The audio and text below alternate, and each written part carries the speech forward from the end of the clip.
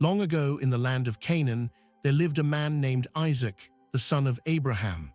Isaac was married to Rebekah, and together they longed for children.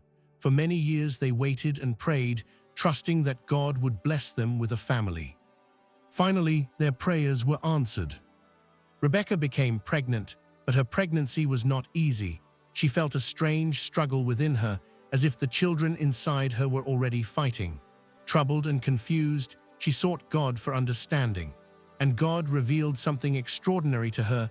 2 nations were in her womb, and the older would serve the younger. Soon the day of birth arrived. The first baby came out red and covered with hair, and he was named Esau. The second baby came out holding tightly onto his brother's heel, as if he were trying to pull him back. Because of this, he was named Jacob, a name that can mean heel grabber or one who supplants. From the very beginning, their lives were connected by rivalry. As the boys grew older, their personalities became very different. Esau loved the outdoors. He was a skilled hunter, strong and adventurous. He spent his days roaming the fields and forests, tracking animals and bringing food home for his family. Jacob, however, preferred a quieter life. He stayed near the tents, helping with the household and thinking carefully about his future. He was thoughtful, clever, and observant. Their parents also had favorites. Isaac loved Esau because he enjoyed the wild game that Esau hunted, but Rebekah favored Jacob, perhaps remembering the prophecy God had spoken before the twins were born. One day, an event occurred that would shape their lives forever. Esau returned home from hunting, exhausted and extremely hungry. Jacob happened to be cooking a pot of stew. The smell filled the air, and Esau's hunger grew unbearable. "Quick, let me have some of that red stew," Esau begged. But Jacob saw an opportunity. "I will give you some stew," Jacob said, "but first sell me your birthright." In ancient times, the birthright was extremely important. It meant that the firstborn son would receive a double portion of the inheritance and leadership of the family after the father died. Esau, however, was so hungry that he didn't think about the long-term consequences. "Look, I am about to die from hunger," he said dramatically. "What good is a birthright to me now?"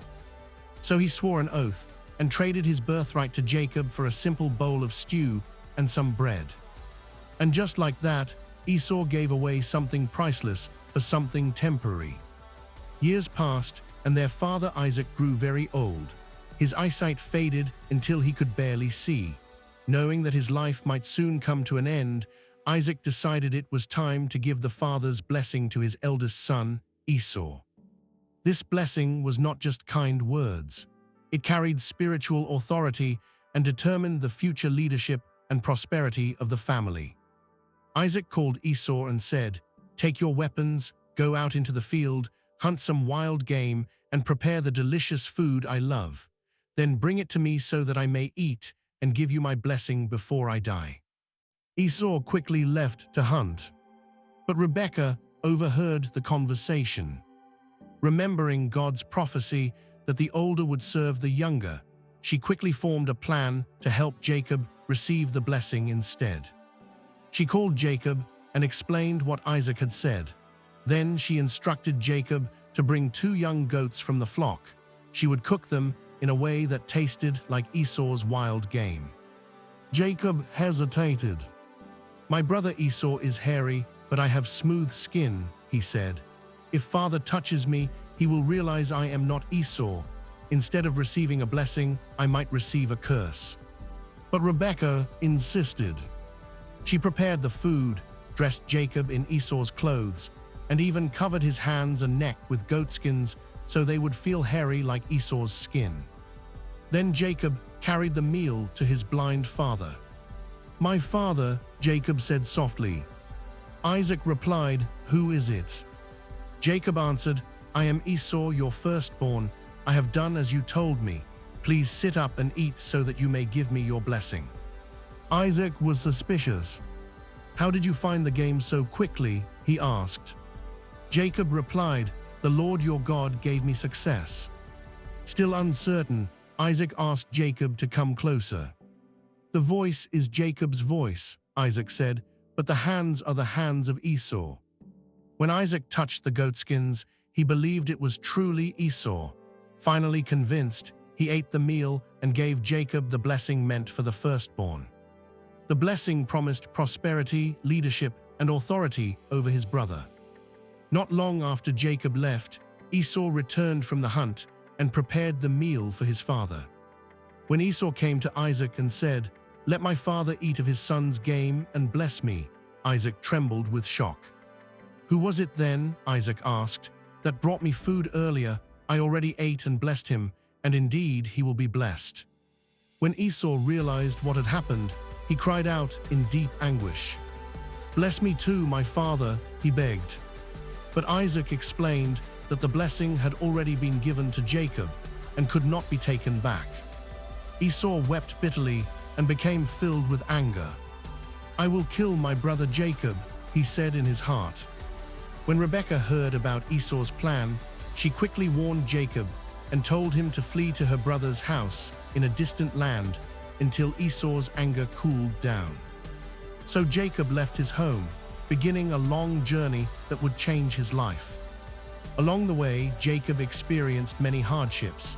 He worked many years for his uncle, built a family, and grew wealthy in livestock and possessions. But despite his success, one thing still troubled him: his broken relationship with his brother. Many years later, Jacob decided it was time to return home.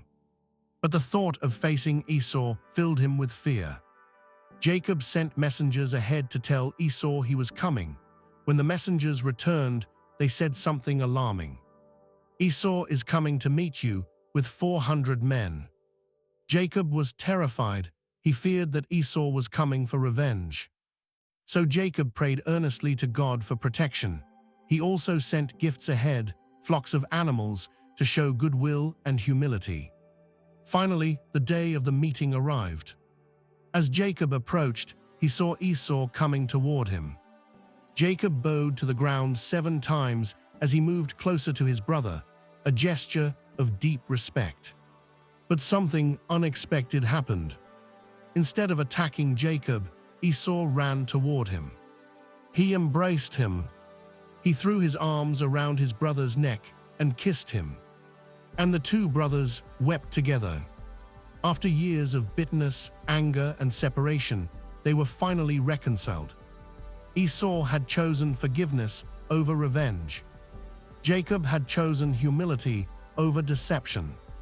Their story reminds us of powerful truths that still matter today. First, it warns us about the danger of valuing temporary satisfaction over lasting blessings, just as Esau traded his birthright for a simple meal. Second, it shows how deception and favoritism can break families apart. But most importantly, the story of Jacob and Esau teaches us that reconciliation is possible, even after years of hurt and conflict. Forgiveness can heal what once seemed impossible to repair. Their journey from rivalry to reconciliation became part of a much greater story. From Jacob's descendants would come the nation of Israel, and through that lineage, God's promises to the world would continue to unfold. The story of Jacob and Esau is not just about two brothers long ago. It is about choices. It is about consequences. And it is about the power of forgiveness to restore what was once broken.